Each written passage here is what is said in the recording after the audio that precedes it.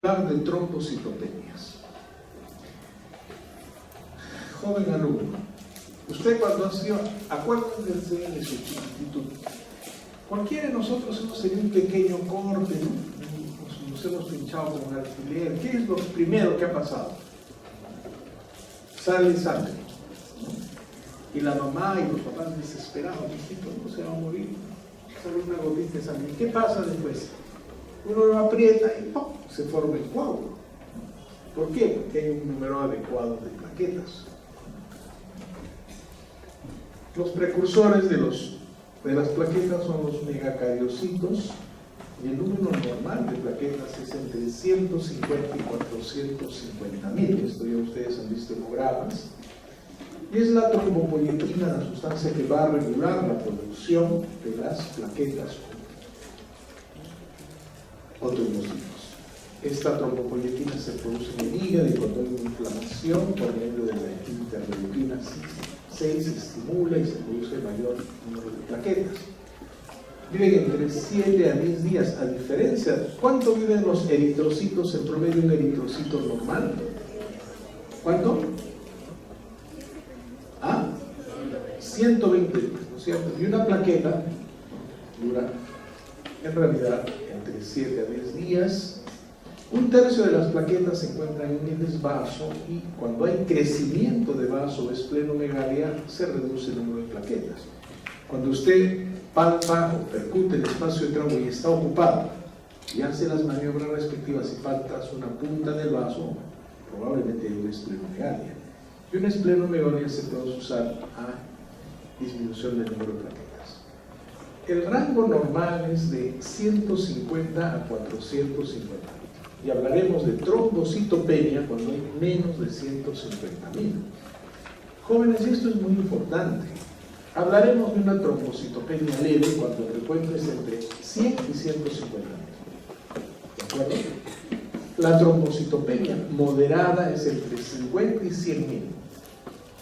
Cuando hay trombocitopenia moderada, ya los cirujanos no van a operar, ya no se puede hacer por seguridad punciones. Y cuando la trombocitopenia es severa o menos de 50.000, el riesgo de sangrado severo. Entonces, ¿cuánto tiene plaquetas? 120.000. Plaquetopenia entre 100 y 150. Tiene entre 50 y 100, moderada y severa menos de 50.000 plaquetas, ¿no? Es importante asociar trombocitopenia, disminución del número de plaquetas, con riesgo de sangrado. Cuando hay menos de 100.000 plaquetas, plaquetopenia moderada, hay un alto riesgo de sangrado en intervenciones quirúrgicas. Los neurocirujanos, la cirugía cardíaca o ortopédica no van a poder operar. Entonces, cuando usted tiene un paciente que va a ser operado, en su preoperatorio, además del perfil de coagulación, siempre tenemos que ver que haya un número encima de 100.000, idealmente 150.000 plaquetas para arriba, ¿no es cierto? Cuando la plaquetopenia o trombocitopenia es severa, menor de 50.000, hay un alto riesgo de sangrado quirúrgico, ¿no? Y si el paciente tiene menos de 10.000 plaquetas, hay un alto riesgo de sangrado espontáneo. Plaquetopenia, trombocitopenia, alto riesgo de sangrado. Menos de 100.000, riesgo de sangrado en intervenciones de neurocirugía, cirugía cardíaca y ortopédica. Menos de 50.000 plaquetas, alto riesgo de sangrado quirúrgico. Si van a hacer una biopsia hepática, si van a hacer una biopsia pulmonar, si van a hacer cualquier tipo de biopsia, le van a pedir 50.000 plaquetas para arriba. Si van a operar, le van a pedir más de 100.000 plaquetas. Y si usted está pasando una visita y ve al paciente que tiene quimosis, que tiene sangrado y tiene 10.000 plaquetas, tienes que rápidamente corregir. ¿Por qué? Porque el sangrado espontáneo en el sistema nervioso central es una catástrofe, ¿no es cierto? Menos de 10.000 plaquetas, hay un muy alto riesgo de sangrado espontáneo severo. Los pacientes vienen con manifestaciones clínicas, ¿no es cierto? El paciente con trombocitopenia tiene un cuadro purpúrico, hay hematomas, puede haber hematuria, y si el paciente tiene una trombocitopenia y tiene cefalea, usted como estudiante de medicina no va a decir, pues señor, tiene una migraña, es un dolor de cabeza. No. Menos de 10.000 plaquetas, riesgo de sangrado espontáneo, Y uno de los sangrados más catastróficos puede ser el sangrado del sistema nervioso cerebral, ¿no? Pero también la trombocitopenia, si bien es cierto, se asocia fundamentalmente al riesgo de sangrado, hay trastornos que cursando con trombocitopenia pueden asociarse a trombosis. ¿Se entiende esta figura? Si yo tengo las plaquetas bajas, fundamentalmente mi riesgo es que sangre. Pero hay algunos trastornos que pueden asociarse a trombosis. Entonces, la trombocitopenia también puede asociarse, a pesar que hay menor número de plaquetas, menor número de plaquetas a nivel de microcapilares pueden generar trombosis, ¿no? La púrpura trombocitopénica trombótica, el síndrome mirémico hemolítico, la trombocitopenia inducida por heparina, la coagulación intravascular diseminada, la hemoglobinuria paroxística nocturna, las vasculitis, ¿no es cierto? Los síndromes antifosfolipídicos pueden asociarse a trombocitopenia y trombosis. Si a ustedes les diga 3 entidades que tengan trombocitopenia y trombosis, usted tiene púrpura trombocitopénica trombótica, síndrome urémico hemolítico, trombocitopenia inducida por heparina, la coagulación intravascular diseminada, la hemoglobinuria paroxística nocturna, las vasculitis y antifosfolipídico. ¿Qué mecanismos producen esta disminución del número de plaquetas? Su disminución en la producción en la médula ósea, ¿no es cierto? Una anemia plástica va a asociarse a la pancitopenia, dentro de los cuales está incluida la trombocitopenia, ¿no es cierto? Además de la disminución de la producción de plaquetas, puede haber destrucción periférica. Hay una entidad que es relativamente frecuente y que hay que aprender a diagnosticar, se da en gente de edad mediana, relativamente jóvenes, mujeres que vienen con hematomas espontáneos, sangrado en la encía. Cuando usted ve hematoma espontáneo y sangrado, ¿qué piensas? Este paciente tiene un síndrome purpúrico, tiene un trastorno hemorragíparo, tiene un problema de coagulación. Y si ves en un hemograma que tiene plaquetas menos de 50.000, inmediatamente asocian el síndrome purpúreo con una trombocitopenia.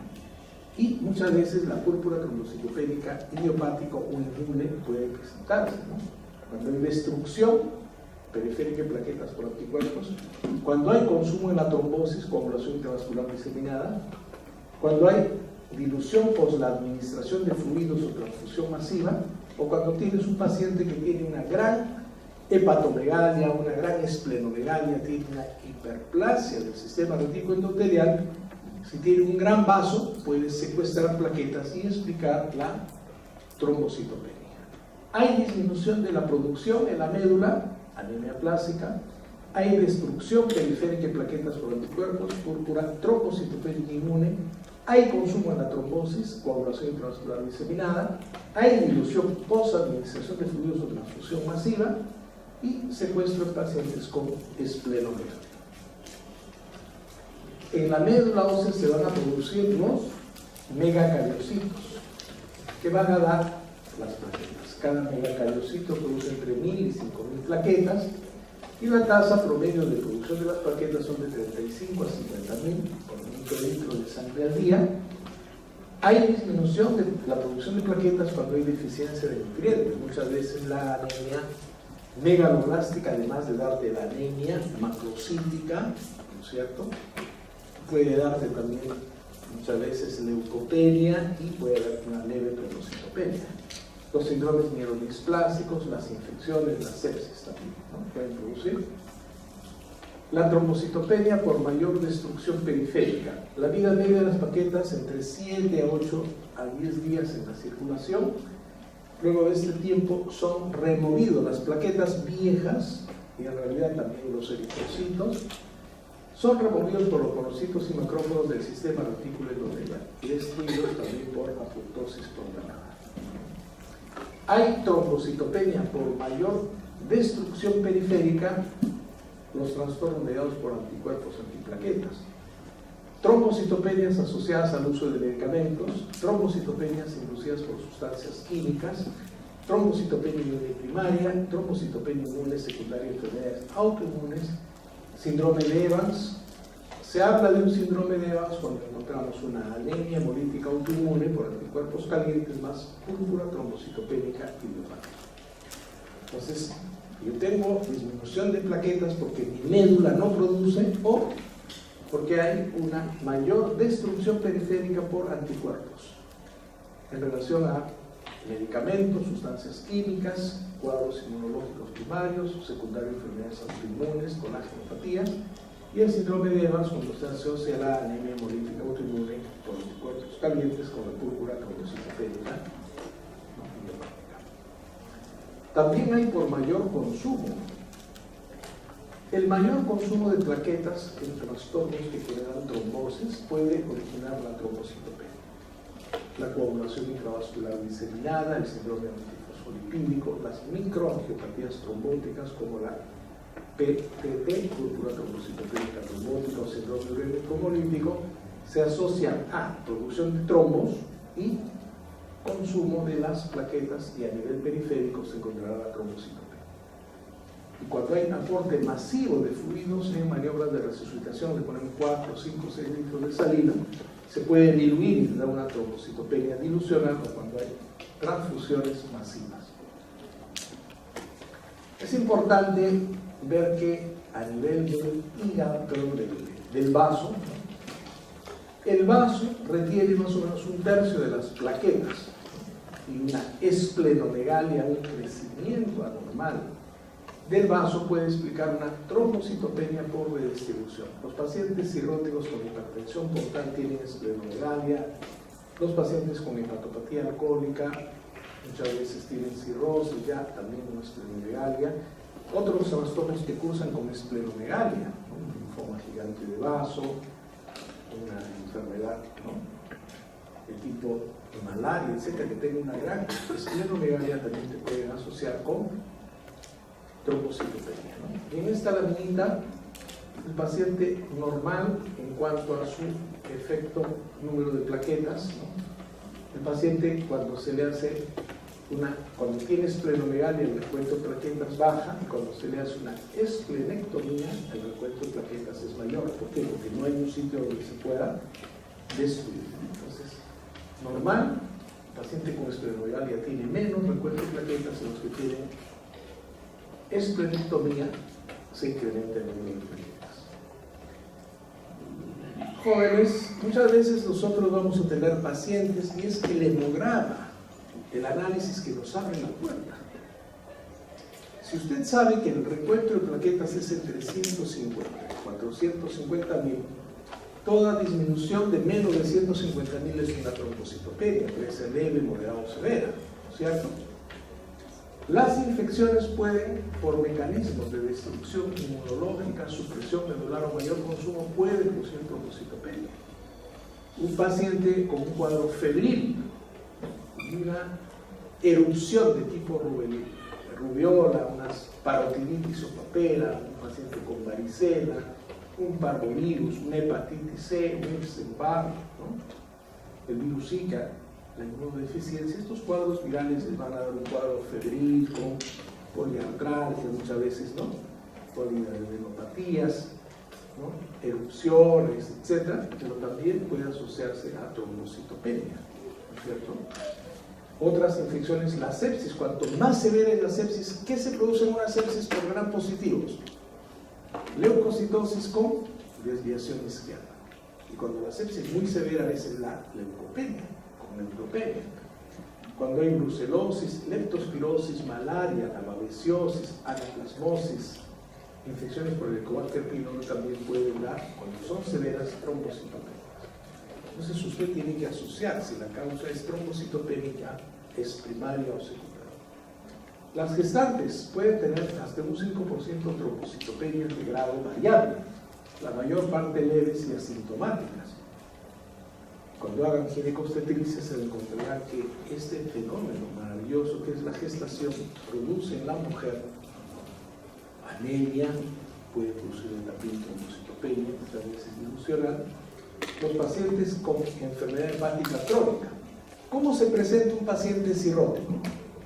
generalmente de edad mediana para adelante, con historial de licor, con historial de hepatitis. ¿Y cómo lo ven al cirrótico? Ictérico, muchas veces pálido, con, ¿no es cierto?, las telangiectasias, las arañitas vasculares, le dan la mano, tiene flapping, un poquito de ictericia, muchas veces ascitis, edema, cirrosis, ¿no es cierto? Y el cirrótico puede tener también hepato y esplenomegalia, ¿no es cierto? Y esto se asocia a trombocitopenia. Cuando hay redistribución, cuando hay un paciente que tiene una esplenomegalia, vamos a explicar la trombocitopenia. Y un cuadro clínico importante a tener que siempre tener en cuenta es la púrpura trombocitopénica. Y su nombre lo dice. ¿Cómo viene el paciente? Con un síndrome purpúrico. ¿Qué característica clínica tiene el síndrome purpúrico? Hematoma, hemorragia, sangrado, ¿no es cierto?, de mucosa. Entonces, si viene con esto, y viene con plaquetopenia en mujer joven donde no hay un medicamento, no hay un virus, no hay una exposición a alguna sustancia tóxica, usted tiene que pensar la posibilidad de autoinmunidad. Es frecuente, hay una trombocitopenia de moderada a severa y está mediada por anticuerpos. El rápido reconocimiento y el tratamiento con corticoides va a mejorar esta situación. Pero la lista es enorme. Medicamentos jóvenes.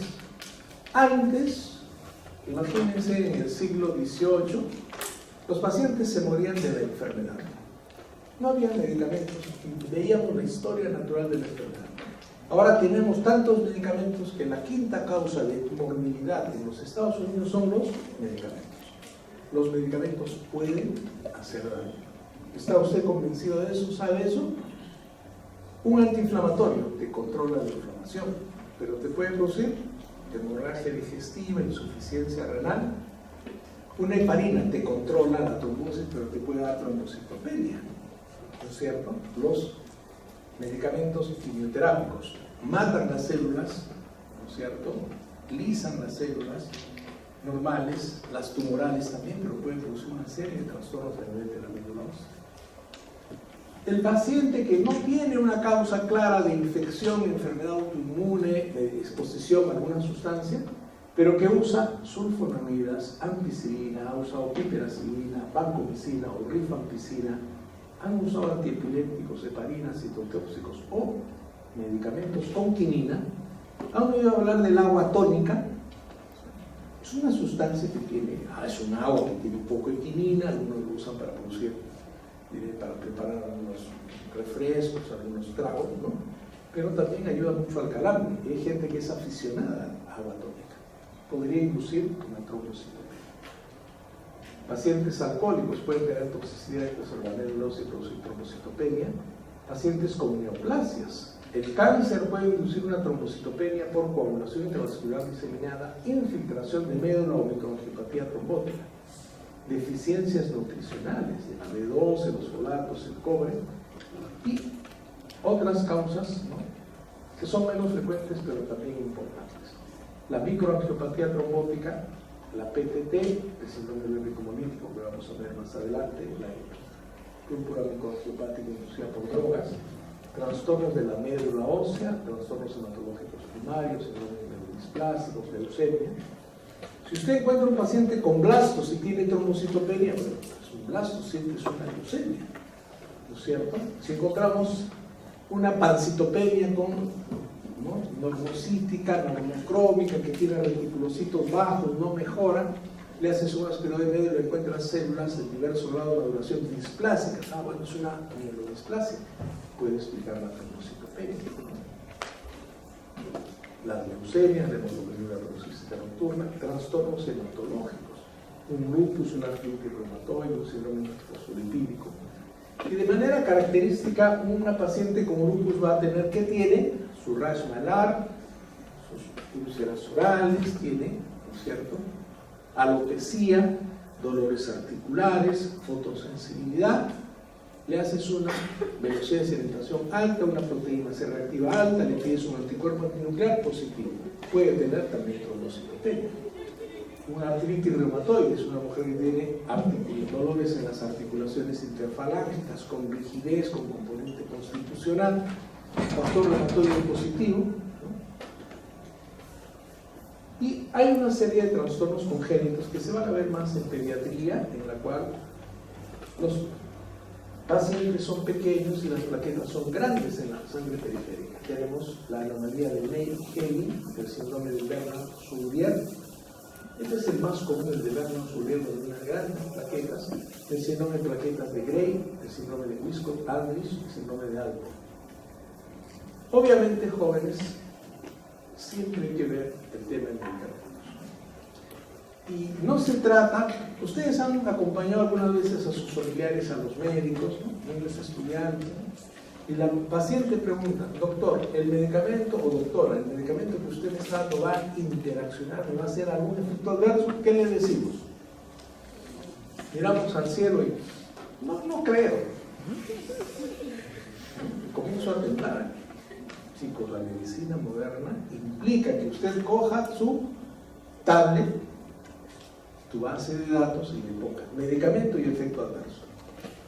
Van a ver la cantidad de problemas que pueden producir los medicamentos, de todo tipo, de todo. Entonces, siempre hay que revisar, jóvenes, y la actitud del médico debe ser siempre una actitud reflexiva.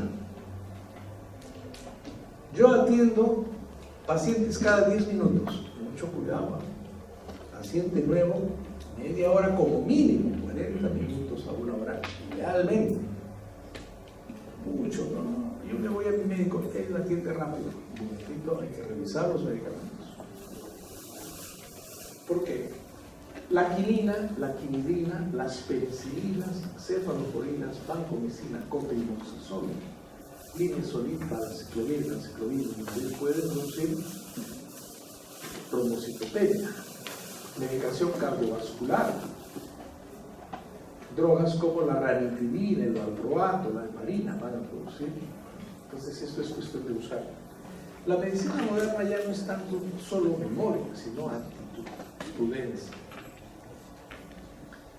Trombocitopenia. Ante una trombocitopenia inexplicada, en el plan de estudio hay que repetir el hemograma. Yo puedo tener una trombocitopenia, pero puede tratarse de una falsa trombocitopenia. Tengo que repetir el hemograma, siempre, hay que repetir. Revisar la lámina periférica y definir si el paciente está estable o requiere una atención de urgencia. Ustedes se preguntan, ¿es la trombocitopenia real? Porque hay una pseudotrombocitopenia. Cuando la muestra de sangre está, digamos, procesada con una sustancia que se llama el EDTA, puede producir un acúmulo. Entonces tú ves en la lámina periférica acúmulos de plaquetas y hay áreas donde no se va a observar. Entonces es una falsa apreciación de una pseudo trombocitopenia. Es la trombocitopenia nueva y hay otros cursos. ¿Cuál es el grado? Joven, no es lo mismo hablar de una trombocitopenia de 130.000 plaquetas de hablar de una trombocitopenia de 20.000 plaquetas. En la de 20.000 plaquetas usted tiene que temblar y llamar rápidamente al médico hematólogo o al banco de sangre para que te den plaquetas o pool de plaquetas. ¿Por qué? Va bajando, el número llega a 10.000 y cualquier evento catastrófico puede suceder. Menos de 10.000 plaquetas, alto riesgo de sangrado espontáneo, sobre todo el sistema nervioso central.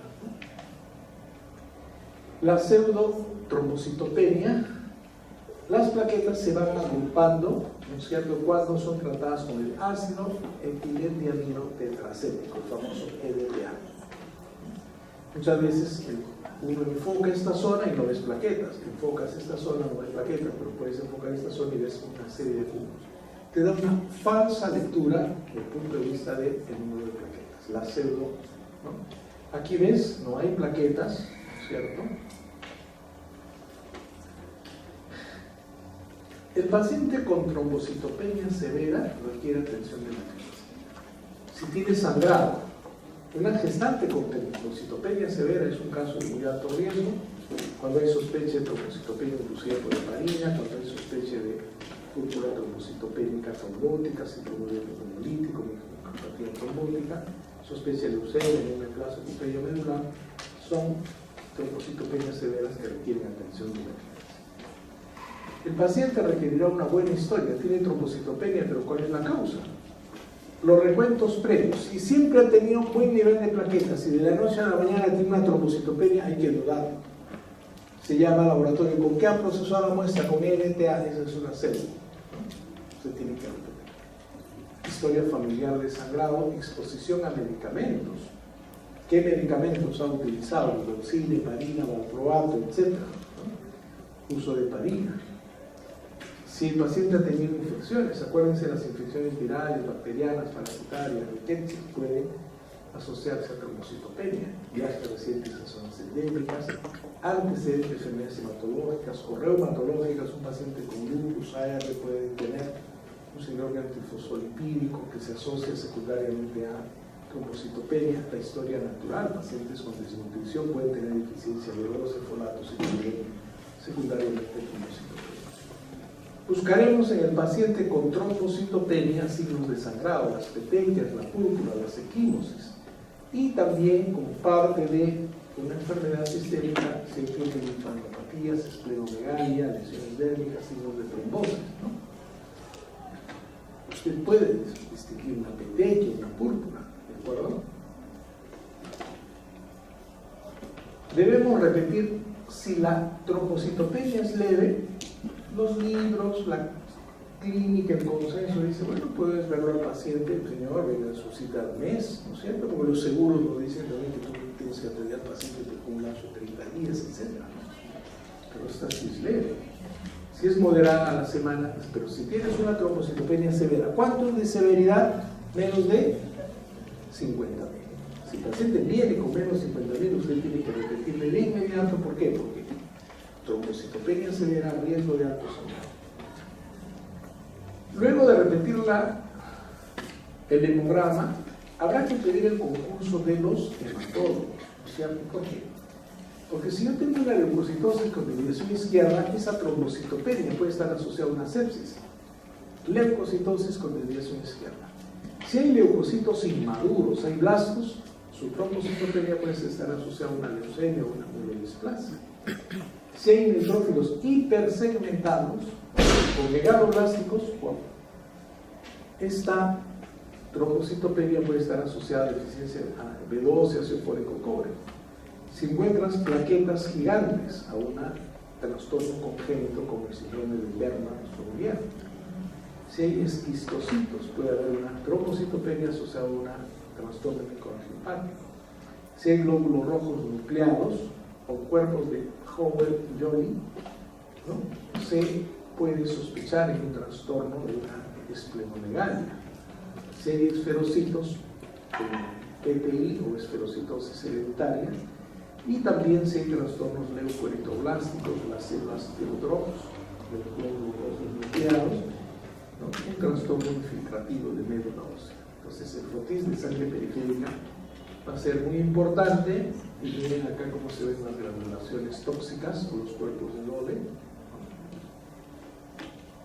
Paciente con sepsis, ¿no? Que informan leucocitosis, desviación izquierda, granulaciones tóxicas.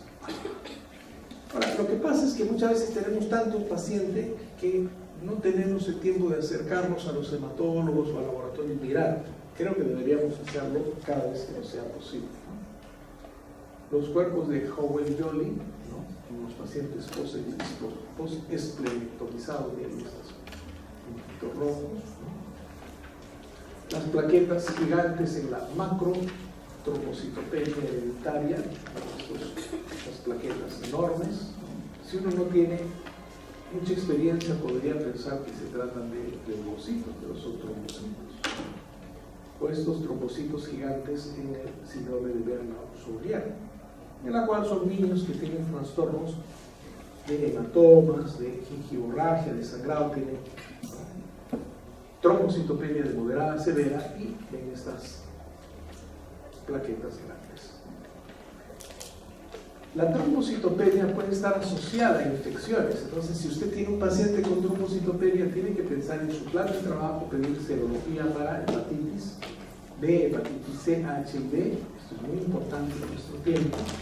Si hay una sospecha de enfermedad reumatológica, habrá que pedir un ANA, ANCA, factor reumatoide, recuerdos antidiscriminados. Si hay sospecha de una sinoria tifosfolipídica o la metglobulina, la cardiolipina.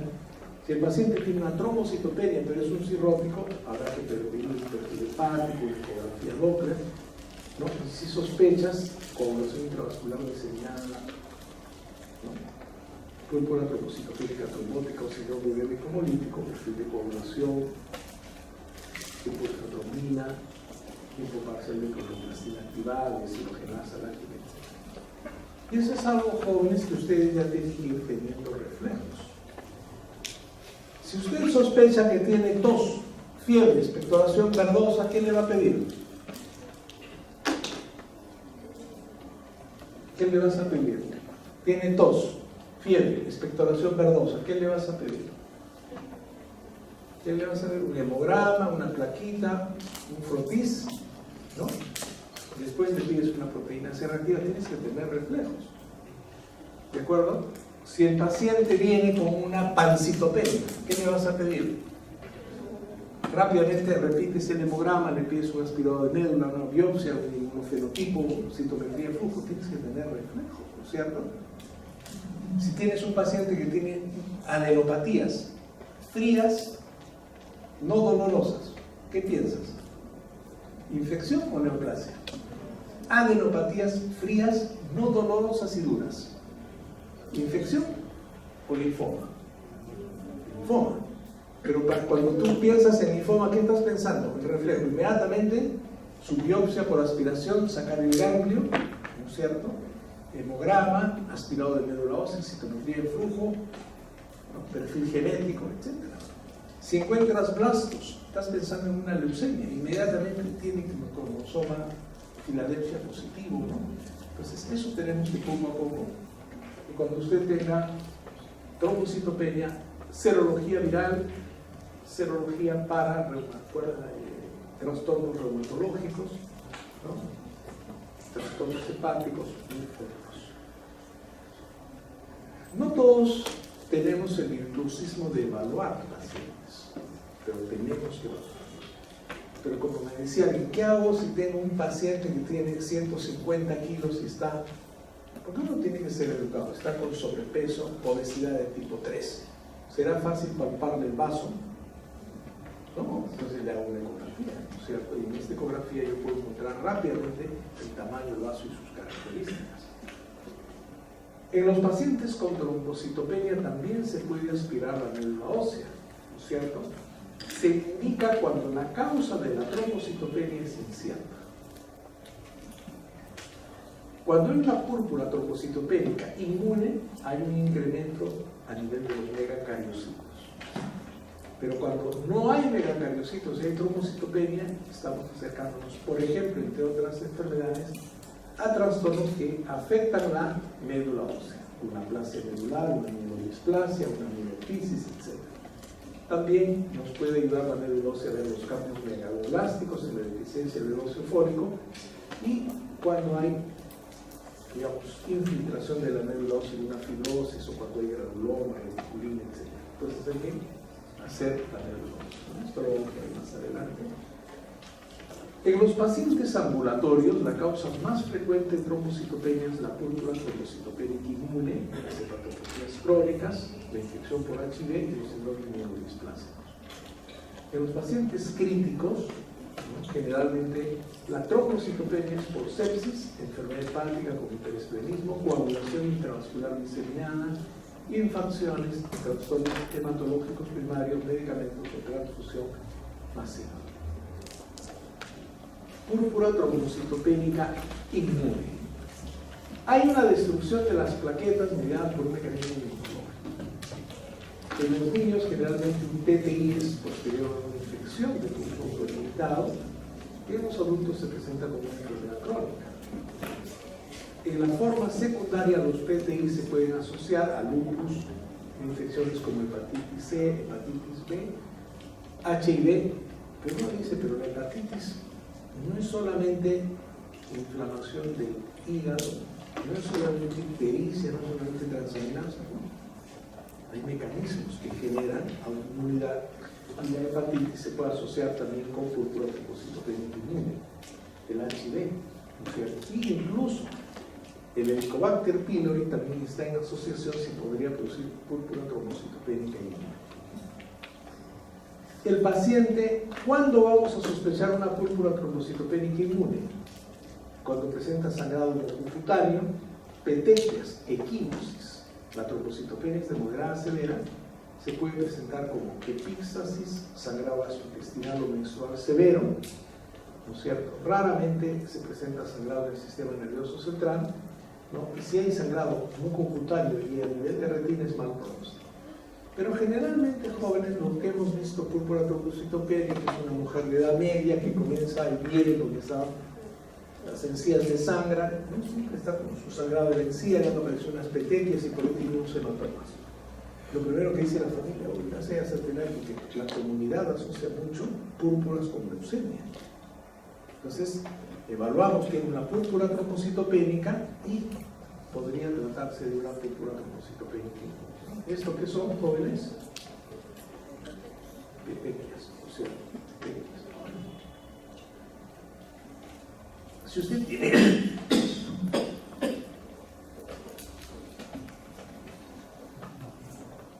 una trombocitopenia aislada, normal de las demás serias, la púrpura trombocitopénica no tiene necesariamente anemia o leucopenia, es trombocitopenia.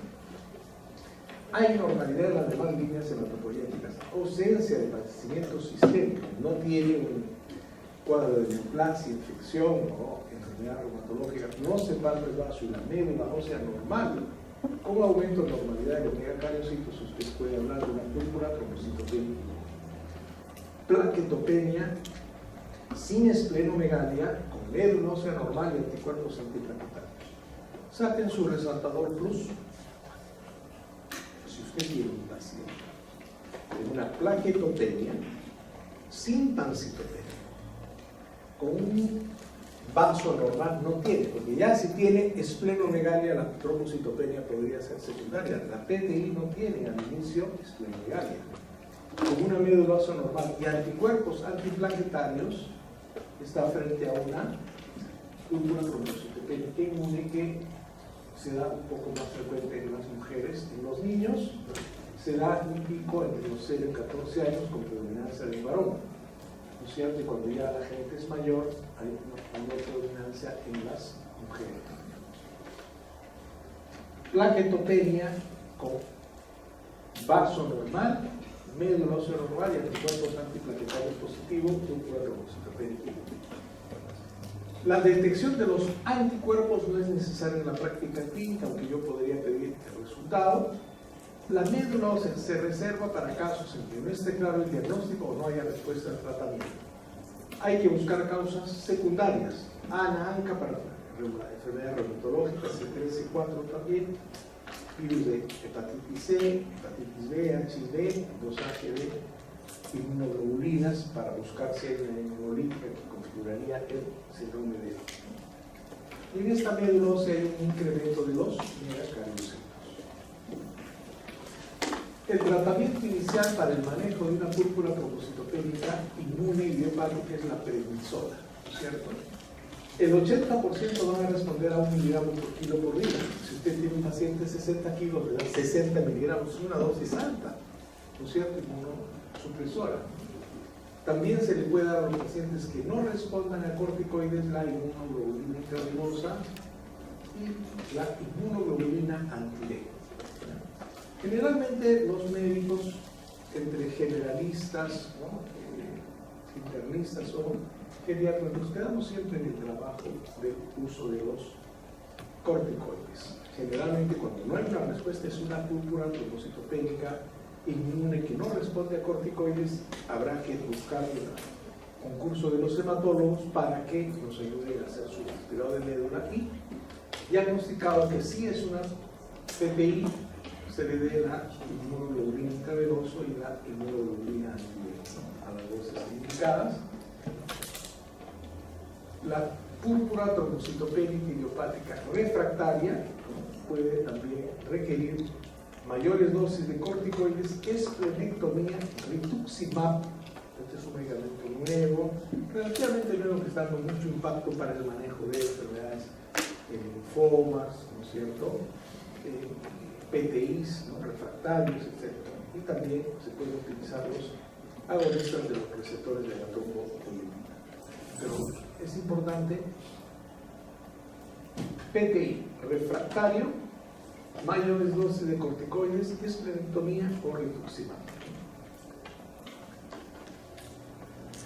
Hay otra entidad que debemos reconocer, es la púrpura trombocitopénica inducida por heparina, o la trombocitopenia inducida por heparina. Es una trombocitopenia que se presenta durante el uso de la heparina, ¿no es cierto? Hay un anticuerpo contra el factor 4 plaquetario, ¿no?, que va a producir esta trombocitopenia, y hay riesgo de producir la trombocitopenia inducida por heparina, una de las trombocitopenias que se pueden asociar no solamente a sangrado, sino a trombosis arterial y venosa. La trombocitopenia inducida por heparina tiene una clínica. Hablamos de trombocitopenia inducida por heparina cuando el descenso de más del 50% del valor de plaquetas, ¿no es cierto?, durante el tratamiento con la heparina, generalmente entre los 5 a 10 días tras el inicio de la heparina. Si usted tiene un paciente que tiene una trombosis venosa o un tromboembolismo pulmonar y le has dado heparina, a los 5 días tienes que evaluar los valores de las plaquetas. ¿Por qué? Porque si comienzan a bajar más del 50%, tenía 100.000 y ahora tiene 50.000, ha bajado el 50%, y ya estás frente a una trombocitopenia inducida por heparina. Y el problema es que no solamente te va a predisponer también al sangrado, sino a la trombosis. ¿Ya? Es una de las entidades. Suele ocurrir entre los 5 a 10 días tras el inicio de la heparina, ¿no es cierto?, en menos de 24 horas sin exposición previa. Ha sido los 3 meses anteriores en pacientes que tienen enfermedades muy graves, a las cuales se les ha producido una anticoagulación anterior. Y tras la retirada de la heparina puede haber una resolución en 7 días, ¿no?, si bien los anticuerpos pueden persistir de 2 a 3 meses. Los pacientes con trombocitopenia inducida por heparina pueden presentar trombosis, hasta un 25% en el momento del diagnóstico, ¿no? Y pueden haber manifestaciones de trombosis en piernas, corazón y piel. Y mírenlo contradictorio. Yo estoy dando heparina, que es un anticoagulante, y uno de sus efectos adversos puede ser trombocitopenia y trombosis, ¿no? Y nos puede afectar venas de piernas, corazón y piel, como necrosis. Puede haber trombosis arteriales a nivel de corazón, cerebro, extremidades, infartos, accidentes cerebrovasculares, insuficiencia vascular periférica aguda, ¿no?, necrosis mesentérica, etc. Y también en algunos casos se ha descrito reacción anafiláctica. El tratamiento obviamente es primero reconocer. Si yo voy a dar heparina, al 5.º día tengo que ver si hay trombocitopenia. Si la caída de las plaquetas es más del 50% frente a la trombocitopenia inducida por heparina, si no suspendo, va a ir cayendo el número de plaquetas, pero no solamente aumenta el riesgo de sangrado, sino de trombosis arteriales o venosas. El tratamiento es retirar la heparina, utilizar una anticoagulación diferente, ¿no es cierto?, la valuridina, el fondoparinux, lo pueden utilizar. Se suspende la heparina, se usa otro anticoagulante diferente, ¿no es cierto? Y muchas veces tenemos que evaluar, por ejemplo, que la anticoagulación oral con warfarina o acetaminofén estaría contraindicada de inicio por descenso de los niveles de la proteína C, ¿no es cierto? Entonces, solamente se podría utilizar anticoagulación oral cuando, ¿no es cierto?, ya la anticoagulación a dosis terapéuticas se ha instalado y el nivel de plaquetas ha subido más de 150. Pero el concepto, jóvenes, es básicamente entender que la heparina, que es un medicamento que se usa frecuentemente, tiene un fenómeno de evitar los coágulos, sí, pero cuando por reacción ¿no?, adversa e idiosincrática baja el nivel de plaquetas, estamos frente a una trombocitopenia inducida por la heparina. Y esta entidad clínica se puede asociar no solamente al incremento de riesgo sangrado, sino a trombosis a nivel de vasos venosos y arteriales. El reconocer esta entidad nos obligará a suspender la heparina, usar otro tipo de anticoagulante, y recién iniciaré la anticoagulación oral cuando tenga un nivel de plaquetas de más de 150. Púrpura trombocitopénica trombótica. ¿Cuándo puedo diagnosticar una púrpura trombocitopénica trombótica? Primero, cuando hay una trombocitopenia, ¿no? Esta trombocitopenia se asocia muchas veces a una anemia hemolítica microangiopática. Hay anomalías neurológicas, renales, puede haber fiebre. Hay la reducción del nivel del Adams 13, ¿no es cierto? Pruebas de coagulación normales, aumento de la deshidrogenasa láctica. Pero un detalle importante, jóvenes, es que cuando usted reconoce estas petequias con lesiones de tipo vasculitis, lesiones de tipo trombótico, usted va a hacer la biopsia. En este caso hay una biopsia renal, ¿no?, porque hay un cuadro de microangiopatía trombótica y vamos a ver los trombos, ¿no? Entonces, cuando hay una púrpura trombocitopénica trombótica, el tratamiento es plasmaféresis, infusión de plasma fresco congelado para poder este factor Adams 13, esteroides en casos refractarios o rituximab o inmunosupresores. Obviamente este es un caso raro, en la cual si yo tengo por un lado trombocitopenia y fenómenos trombóticos, ¿cómo reconozco el fenómeno trombótico? Si hay lesiones de tipo necrótico, puede haber un fenómeno trombótico, tendré que hacer una biopsia. Si hay trastornos renales, hay un síndrome nefrítico, hago una biopsia y encuentro trombos, ¿no es cierto? Dosaré el nivel de Adams 13, ¿no? Haré pruebas de coagulación, son normales, ¿no es cierto? Pero si yo tengo trombocitopenia con fenómenos de necrosis distal por trombosis o trastornos renales con trombosis, se refiere a una púrpura trombocitopénica trombótica. Plasmaféresis, infusión de plasma fresco congelado para reponer el Adams 13, esteroides, rituximab y inmunosupresores de neumocitonia. El síndrome urémico hemolítico es un síndrome en el cual la enfermedad está desencadenada por una toxina de la Escherichia coli.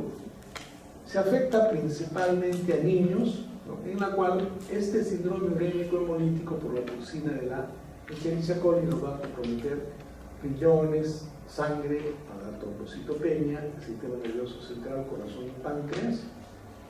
La tríada de anemia, trombocitopenia e insuficiencia renal aguda es la causa más frecuente de insuficiencia renal aguda infantil. Hay dos tipos de síndrome urémico hemolítico, el clásico o el atípico. En el síndrome urémico hemolítico clásico o epidémico hay un prodromo diarreico, hay una diarrea por la E. coli cepa 0.157H7.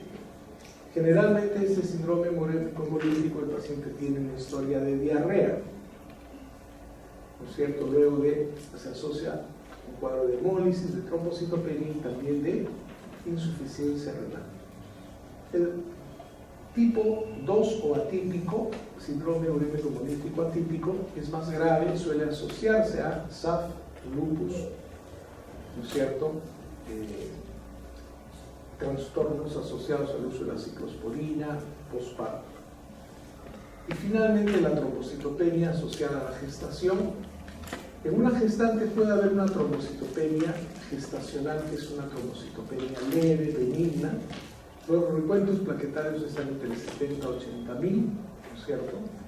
Se pueden asociar a gestantes con preeclampsia, síndrome de Hell, hiperesplenismo, y obviamente tenemos que diagnosticar una púrpura trombocitopénica asociada a la gestación si excluimos que el paciente no tenga una hipertensión arterial, no tenga un trastorno de hemostasia, no tenga un trastorno que tiene que ver con los antifosfolipídicos, que no tenga una transaminasa elevada que hable de un cuadro de Hell, o una proteína en orina que nos hable de una neuropatía, ¿no es cierto?